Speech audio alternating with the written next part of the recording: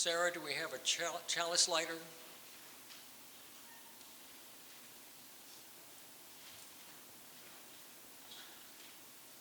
Our words for lighting the chalice this morning come from Marjorie Montgomery.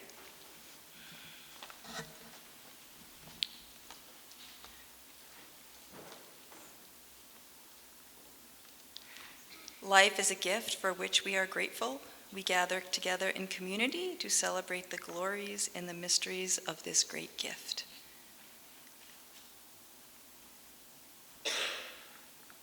And now Evie's lighting our candle for our partner church in Hornglob.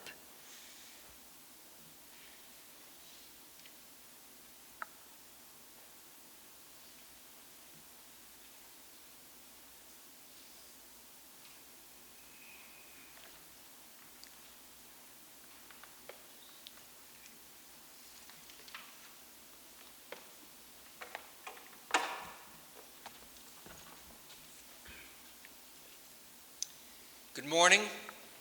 Welcome to First Parish Unitarian Universalist Church in Bridgewater. My name is Frank Yateman. I've been a member here for about 16 years. I'm the chair of the stewardship team. What I like best about First Parish is this. I get a chance to do something like this.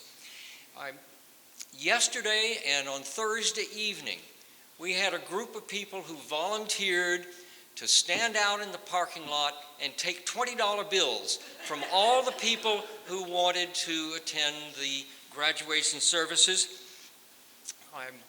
Bob Messing, where's Bob? Stand up, Bob. Jack Hart, Stefan Michaud, I haven't seen Stefan. Sam Baumgarten, Corinne Ziegler, there she is. Dan Howard, I don't think Dan is here. These folks stood out here. Oh, and Karen, excuse me, Karen. We raised $2,395. It's free money. This is other people's money. This is not ours, but it's ours now. That's one of the things I love about this church.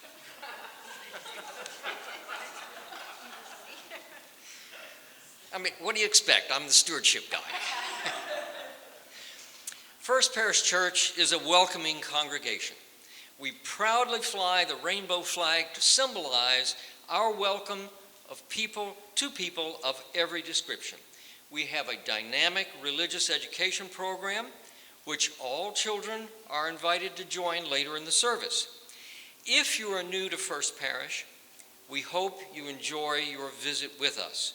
We encourage you to sign the guest book at the rear of the sanctuary. If you wish to receive our monthly newsletter, please be sure to include a legible email address.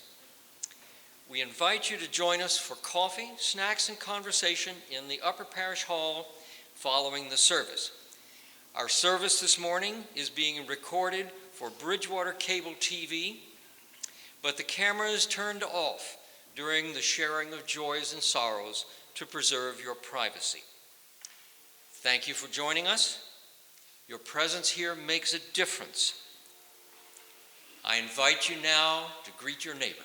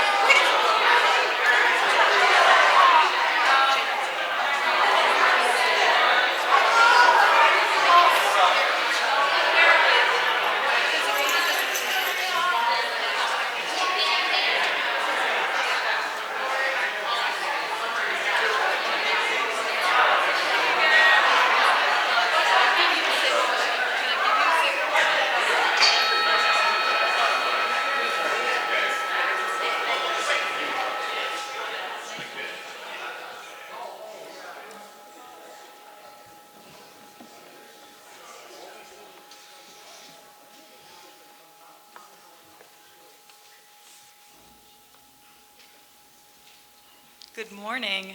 I have to say, I never rang the bowl before. That was very exciting. Our opening words come from Barbara Wells. O spinner, weaver of our lives, your loom is love. May we who are gathered here be empowered by that love to weave new patterns of truth and justice into a web of life that is strong, beautiful, and everlasting. We have a super treat for you today. This is actually my Mother's Day present from Ben and Evie.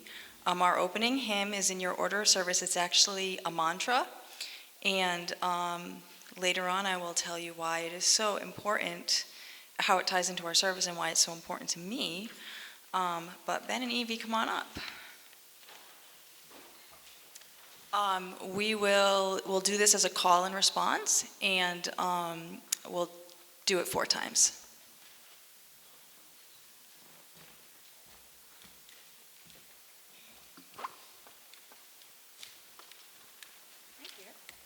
Is this okay? Okay, you ready? Radha Krishna Krishna Krishna Radha Radha Radha Sham Radha Sham Sham Sham Radha Radha. I know my singing skills are on point. Now you guys.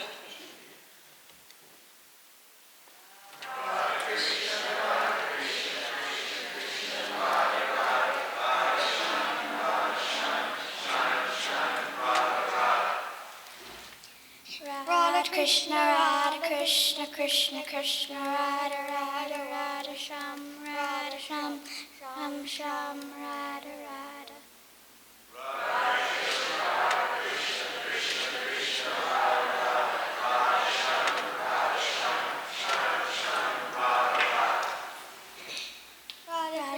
Radha Krishna Krishna Krishna Radha Radha Radha Sham Sham Sham Radha Radha.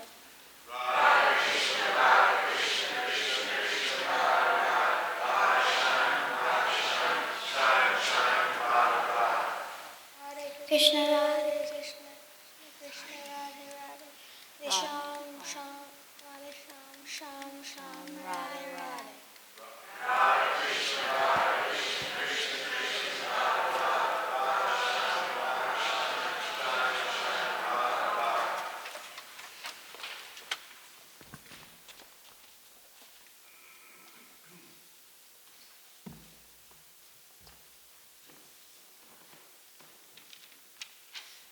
Please rise in body or spirit and join me in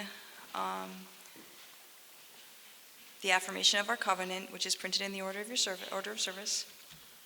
Love is the spirit of the church, and service is its gift. This is our great covenant, to dwell together in peace, to speak the truth in love, to help one another.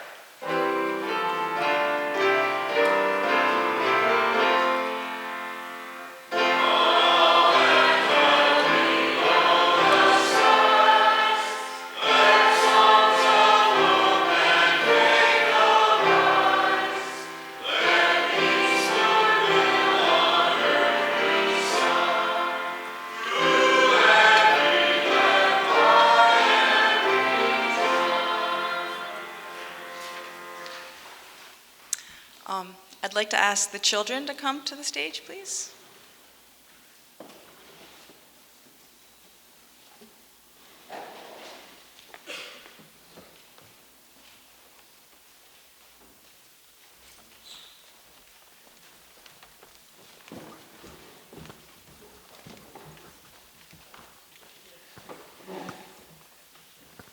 Cohen, I was hoping you'd join us.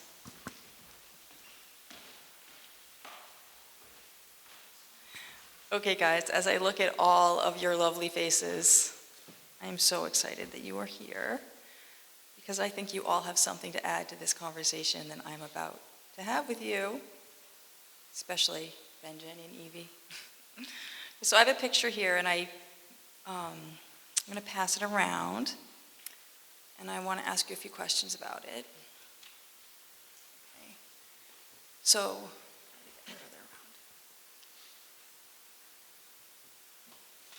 Does anyone know who that's a picture of?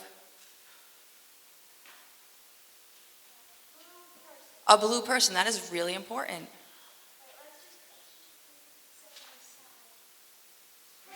It is a picture of Krishna. And who is he? He's a blue person. He's a Hindu god. But is he a grown up in that picture? No, he's a little kid. And what is he doing? Well, he's standing on his friends. And what are they trying to do?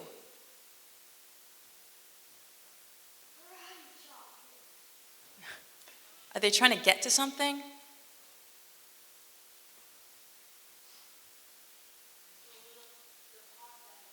The pot at the top there, yeah. They are actually a bunch of little kids, and they are plotting to steal something they're not allowed to have.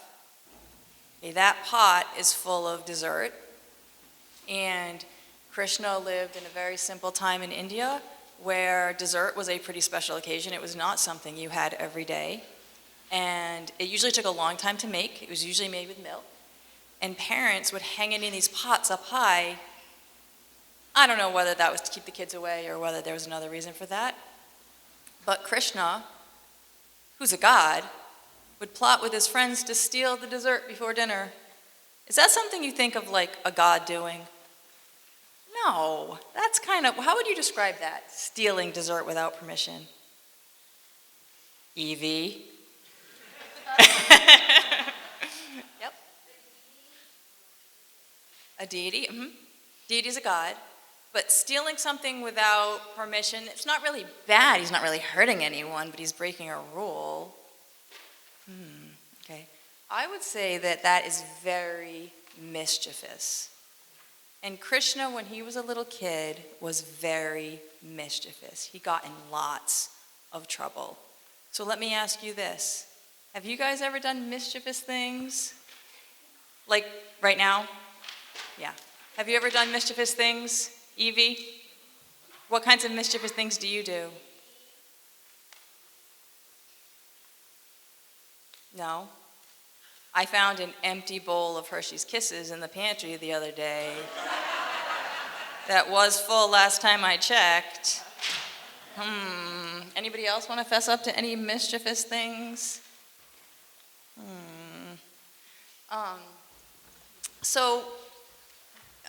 This is a mischievous thing, but good news. Let me tell you what else he did, and then I will tell you why it's important to understand that Krishna was a mischievous child. So he did things like stealing dessert. He would go out into the fields. And he would untie all the cows and let them run away. And he was really fond of eating mud. Evie, it's like we planned this. He was really fond of eating mud, and his mother would be like, Krishna, have you been eating mud again? And he'd be like, no. And she'd say, open your mouth. And it would be, thank you, Evie. So, what happens when children are mischievous? What does it create? Oh, I heard the adults all said it. None of you kids will say it. Jenny, drama. It creates drama. And sometimes that drama means you have to go catch the cows, or sometimes it means, Krishna untied the cows. Okay. Sometimes it means, I don't know, Jenny decided that she was going to paint with every color paint we have in the house, and I have to help her clean it up. Okay. Whenever there's mischief, somebody has to help you solve the problems that are created by the mischief, right? And who is usually that person? Me? At your house? Usually you clean up your own. Oh, goodness. Evie, okay, we got the mischief thing down, Evie. Evie, no. Here, I need this. So sometimes an adult has to help you clean up, right? And sometimes that can be really frustrating. So I have a theory about why Krishna was so mischievous. I think Krishna was so mischievous to teach parents that all kids get in trouble sometimes. Even God got in trouble sometimes when he was little in the Hindu tradition. And I think these stories about Krishna help people who follow the Hindu tradition remember to be patient with children. Okay? So I think that's a very important role that Krishna has in this tradition. But I want to give you guys a challenge today. The challenge is this, that Krishna taught us as an adult that God is in all people. And he taught us to be kind and loving to all people. So here's my challenge. I want you to do something extra kind and loving for the people that take care of you, your parents, your grandparents, okay? And you probably were planning to do that anyway because today is Mother's Day. But I also want you to do something kind and loving for someone that you hadn't planned to do anything nice for. I want you to find a way to spread an act of kindness to one extra person because we all take care of each other. You guys can go to Sunday school.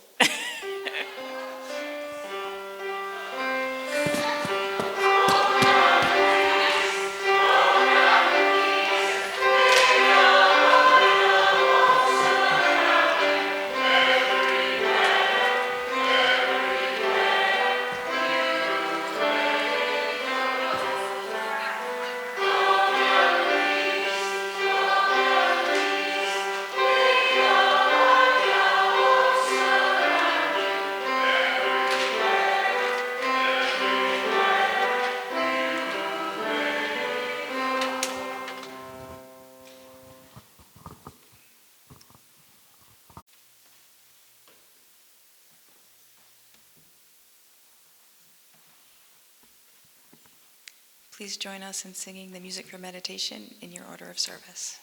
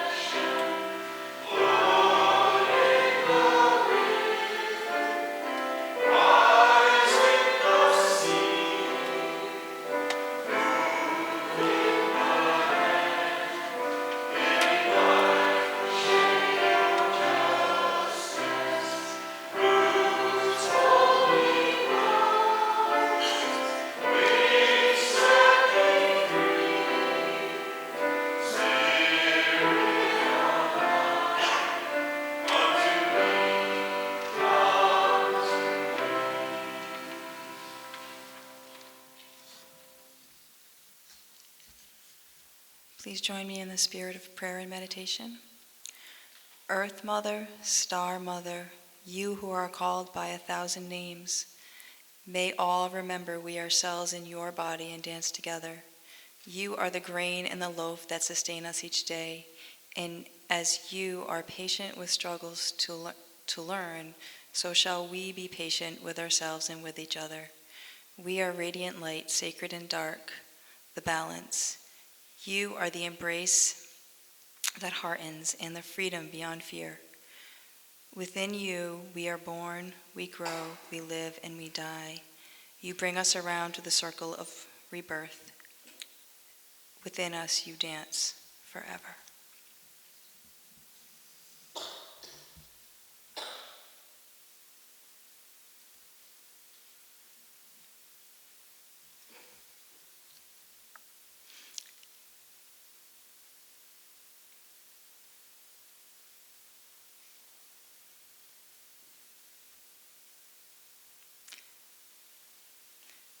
We will now have the offertory. Please give generously. This month our offerings will be shared with Kids to Camp.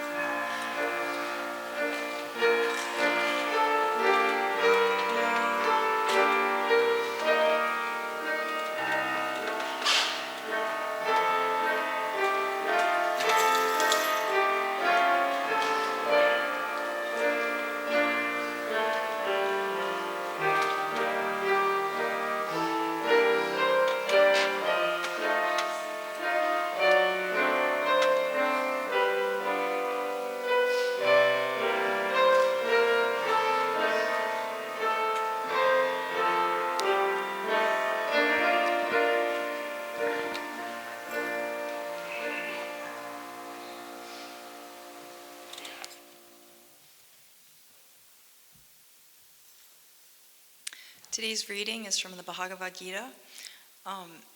Excuse me. I just want to add, it was so lovely to watch the night Thoreau spent in jail. And I often think about Thoreau, and I think about Walden Pond, and I think about how, though he was a Unitarian, he had the Bhagavad Gita there with him at Walden Pond. And if there are any Sanskrit scholars among us today, you may notice that the verses in the order of service are wrong. We are actually starting with the Bhagavad Gita, the 6th teaching, verse 29, not 19. He who sees me everywhere and sees everything in me will not be lost to me, and I will not be lost to him. I exist in all creatures, so that the discipled man devoted to me grasps the oneness of life. Wherever he is in me. When he sees identity in everything, whether joy or suffering, through analogy with the self, he is deemed a man of pure discipline. And from the 9th teaching, I am the universal Father, Mother, grantor of all, grandfather, object of knowledge, purifier, holy symbol Om, threefold of sacred lore. I am the way, the sustainer, Lord, witness, shelter, refuge, friend, source, dissolution, stability, treasure, and unchanging seed.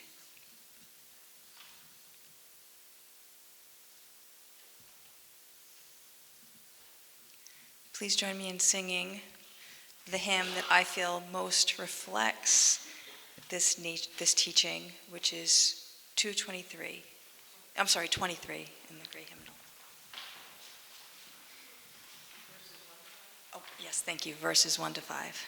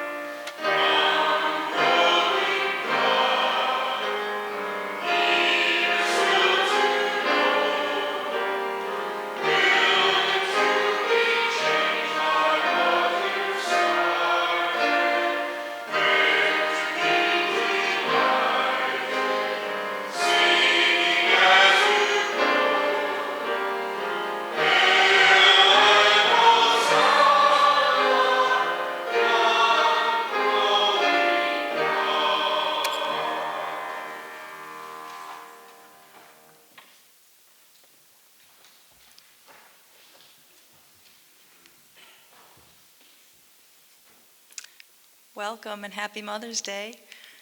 That last verse just reminded me of Evie and her mischievousness. Good thing it was well placed this time. I have with me a sand dollar, that I got at Star King. It is the symbol of the school, and when we first went, and they call it crossing the threshold, we were all given a sand dollar. And the reason Star King chose a sand dollar is because it symbolizes liminal spaces. And I have this image of liminal spaces being these truly magical places. We talk a lot at school about the place where the ocean meets the land. Liminal spaces are places in between, full of mystery and revelation.